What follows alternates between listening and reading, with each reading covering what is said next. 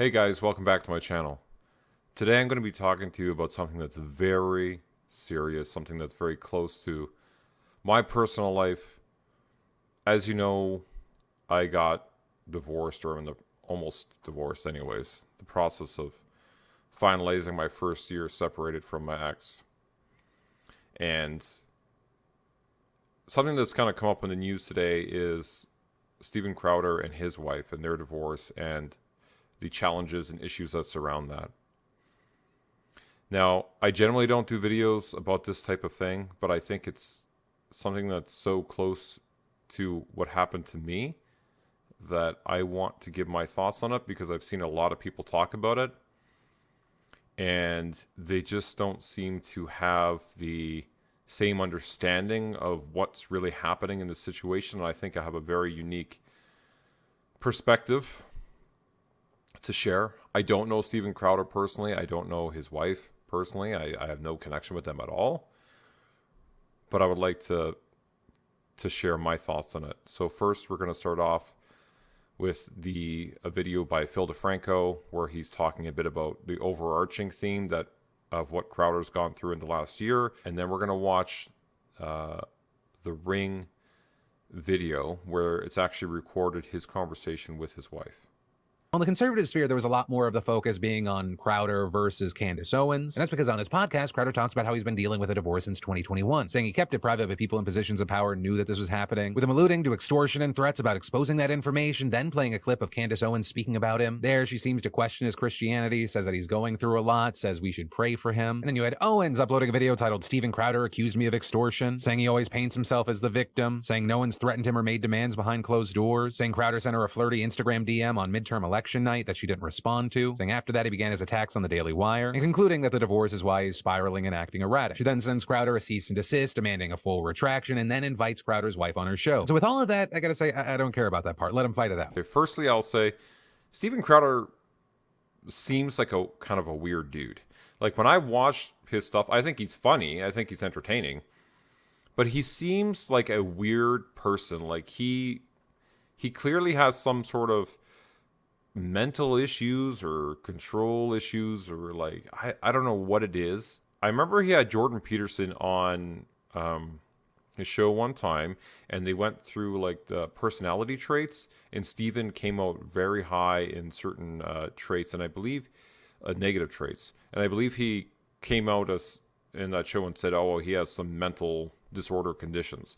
And I wasn't surprised to hear that because he comes off like he is a little weird. Candace Owens trying to invite the wife onto the show and hinting at this divorce was happening and all this back and forth that they were doing.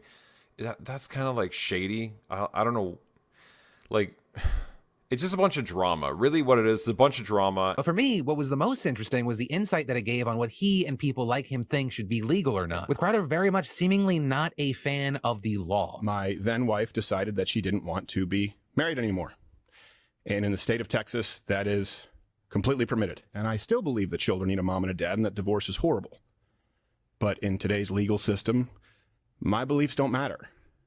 In Texas, divorce is permitted when one party wants it, period. And she wanted something else for her life. That's not my choice.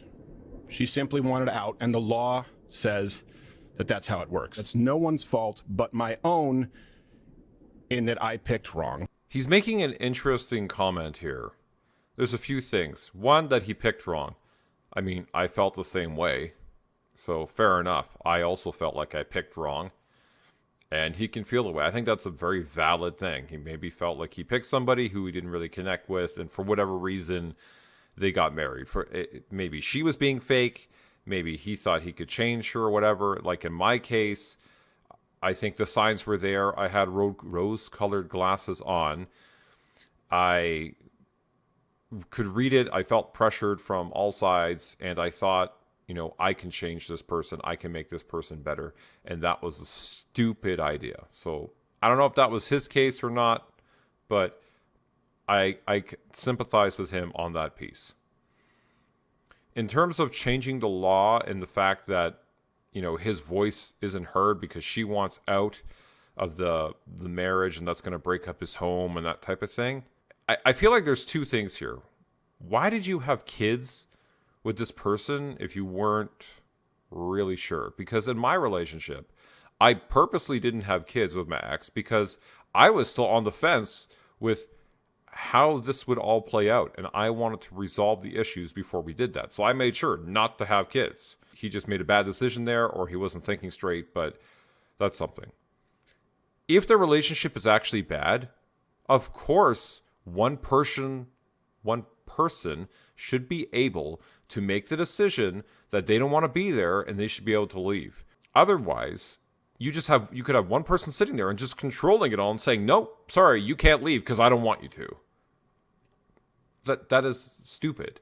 So this puts the onus on both people to behave themselves and treat each other with respect and love and kindness and everything and keep their relationship good, rather than just, well, I don't give a shit because you can't leave anyways because now I've locked you in because I will never sign off on you leaving. That sets yourself up for an abusive situation.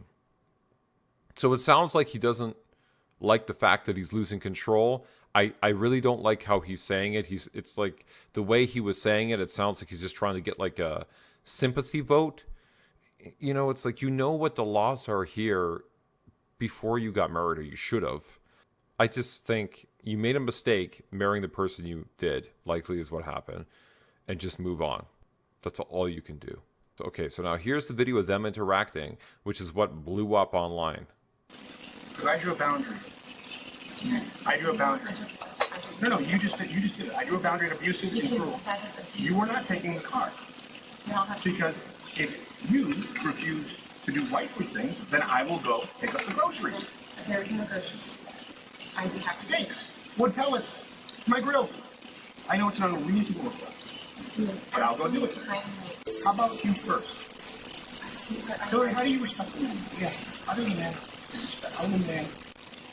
Receive love like that. Respect. So this is already a weird interaction. I don't know what happened before this, but you can tell they're already in some sort of tiff, and it's about like using the car.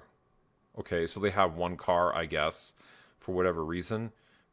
It doesn't really feel to me like this would be the real point of the argument, you know, having been in this kind of situation where you're having a discussion. And I'm sure a lot of you can relate to this. A lot of times when you have those discussions, yeah, you might be talking about, hey, who's taking the car and when you're going to be back or whatever, and you're disagreeing on it. But it's not really about that. It's about a whole bunch of other things that happened before. And so they're all just building up. And now you're arguing about the car, which is such a like minute thing that doesn't really matter. Like in the grand scheme, like you can work around it pretty easily. But you guys are both stuck in all the other shit that has happened before. And so you're just arguing over something stupid, but that's not the real issue. How do they manage it? No, you're not taking the car. Stephen, You're not taking the car. Stephen, You are not then I taking will ask them to pick me up. Would you like me to ask? Oh, that's right. It's not about Stephen. Get an Uber. Okay, Stephen, I can't. Right there, I can feel his control coming out again. And this type of stuff brings me back to my own relationship. So sorry, guys, if I get a little weird about it. What is wrong with her taking another vehicle, like getting somebody to pick her up? And that's what we're all asking ourselves, right? Why can't you just get somebody to pick her up? You know why? Because that somebody would be someone who's a friend, a family member, whatever. And he knows she's going to talk to them. And she might share what's been happening, and he doesn't want that to go out. So he's going to exert his control because he wants to control her in this relationship. Right now, that's all I see out of this situation is somebody trying to control this woman.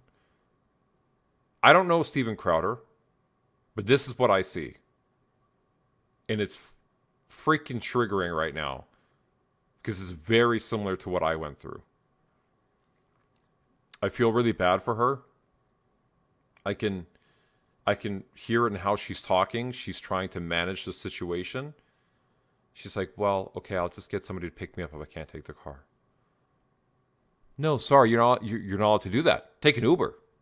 Take an Uber. He has to control everything. Control the situation. Feeling some constraints? Steven. Like, I can't Steven. go. Listen to me. Listen to me. You want to walk out right now? Listen to me. I can't go to the gym. I can't go to my parents. I can't call my friends. I can't be home. You're going to take the car and leave me here. Hillary, just think of how boxed in you've made me. What do you need me to pick up? I'll get it. I'll be back when I'm back. No, that doesn't work either. You'll be back when you're back. That doesn't work either. See, Do you understand the difference between my life being set to the second and you going, I'll be back when I'm back? Right now, she is having, like, you can just hear it in her voice, girl. I feel you. I literally feel you so hard right now. You can hear it in her voice. Steven, she's literally pleading.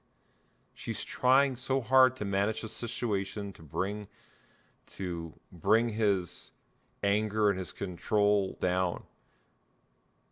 Because she knows, ultimately, if he's not pleased, she's going to get it later. And I've been there. I know what you mean. I know what she's going through right now. Because you might say to yourself, well, why does she just take the car and go? Or why does she do X and go? But it all comes back around. So she has to manage this situation so carefully. Pretty much, you're walking on thin ice continuously. That's what's happening right now. I feel so fucking bad for her. I think the way I understand it, she's out of this situation now. But this is so telling of the type of person he is. I can't go to the gym. I can't whatever. It's all bullshit. It's about controlling her and being like, you're my wife. You do what I say. I own you. I control you. You're not listening to me, so you ain't taking the car. Steven. The only way out of this is discipline and respect. It's the only way out of it, or we're at an impasse. And there you have it. Another version of control. The only way, the ultimatum, the only way out of this is discipline and respect. Or otherwise known as control, and let me run your life and I got to do everything because you're my servant. I run you. You do what I say. Guys, I've watched this now, I think, several times. 3 times now. Because I wanted to record this earlier. And I couldn't. Because this was too close to literally what I went through. And I'm now on the 3rd time. And I'm still getting emotional about it. And I feel so terrible for her. I literally just feel so terrible for her. You know, what we're seeing here, guys, is just... It's just the words. We're not seeing the actions that come afterwards. You know, or came before. There would have been countless interactions where this person has broken you down, has controlled you, has made it clear if you go against them, your life will be hell. And you feel trapped, you feel stuck, you feel like there's no way out. I was making money. And you would think, well, that would give you freedom to divorce and whatever. But it didn't. I didn't feel like that at all. In her case, I don't know. She's literally pregnant. At least, I don't know how far along she is, but she got a big belly. She's got to be in the 3rd trimester. And this is happening to her. Her whole life is crashing down around her. Good. Because you can't have any discipline or respect. Yeah. There you go. You throw your hand. You give up so easily. I don't give up, Steven. Steven, you give up so easily. I just said the only way out of this is discipline and respect. And you said, then we're at an impasse. Steven, no, we are at an impasse. okay? I love you, but Steven, your abuse is sick. Your abuse Watch it. is sick. Watch it. Fucking watch it.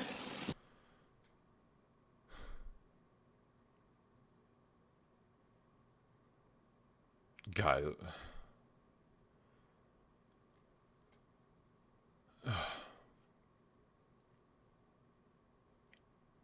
Fucking watch it.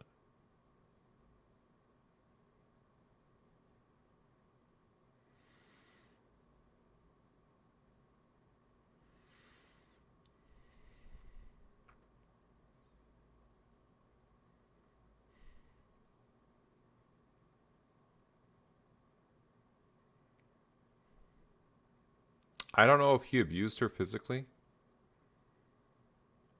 I don't know. But I wouldn't be surprised if something like that happened.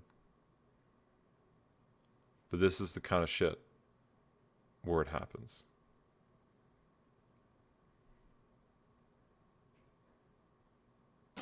I'm gonna let go. I'll get what you need me to get. And I need some space. We need to just stop engaging for a little bit. Okay? I love you. I love you very much. She doesn't love him. No. She doesn't love him. She's saying that because she knows the shit she's in right now. And you have to try to salvage this so you can get through this interaction. I know because I was there in my own personal side.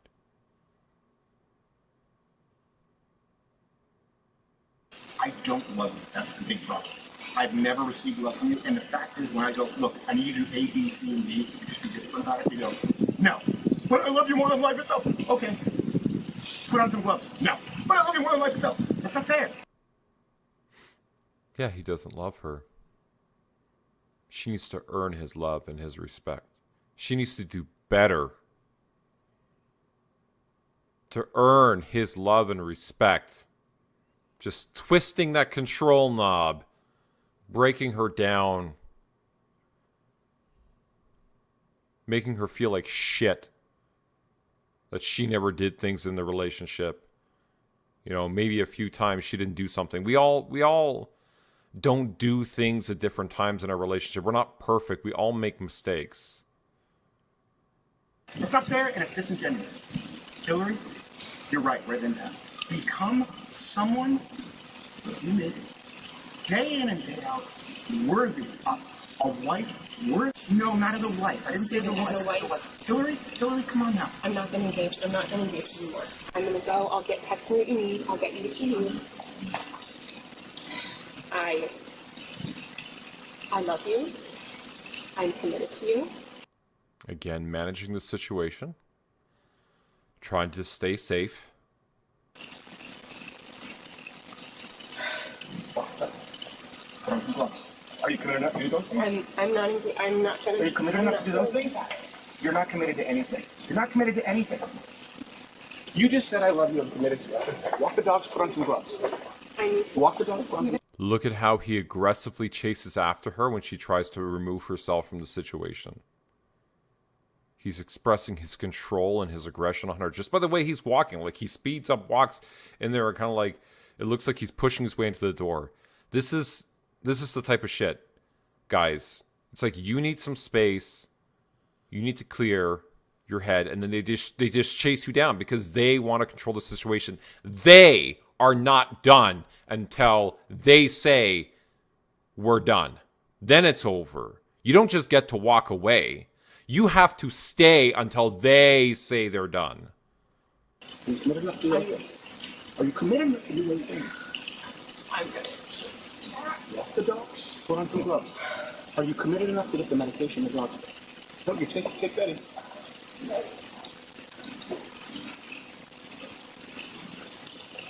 So apparently it said that he gets angrier and angrier, and he says that he will F her up, I guess, as the conversation goes, and then she flees the home. Well, we didn't see that part on video, but just based on my own personal experience, I wouldn't be surprised. Guys, this is a lesson to everybody. Know the signs of an unhealthy relationship, of a controlling relationship. This is not normal or good or anything in any way. If there is ever somebody in your life who acts any sort of way like this, that's a hard fucking pass. No one should ever try to control you in that manner. There's a difference between a girlfriend and a boyfriend or a husband and wife having a discussion and disagreeing on something and being like, look, I don't think you should go out tonight. And you have a discussion about it. That's different than this. This is a person who needs help. This is a person who will get violent. I don't know if he did, but this is the type of person who will get violent, who will call you all types of names, who will break you down and dig those claws in, who will beat the shit out of you, who will wreck your relationship with your family and friends, make sure that you have no connections, that you are solely relied on them, so that they can control you. So you feel like you have no help, that you must stay with them. They're the only thing that you can rely on. With on one hand, they tell you, they give you little tidbits of love and affection or positive reinforcement. And then with the other hand, they slap you across the face. It's not healthy. Know the signs. I could barely do this video, but I thought it was important I had to. I hope you guys aren't in this situation, but if you are, just know you're not the only one to be in it, to have gone through it.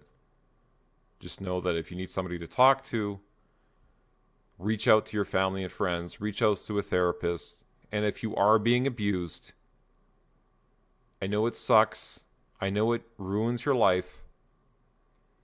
Going to the police or going to some, place to get help or you separate yourself, because ultimately it will end in divorce, right? But you need to do that. I know it's hard. It's not great. I mean, it sucked. The first couple of months sucked for me. But it gets easier. You can do it. I believe in you.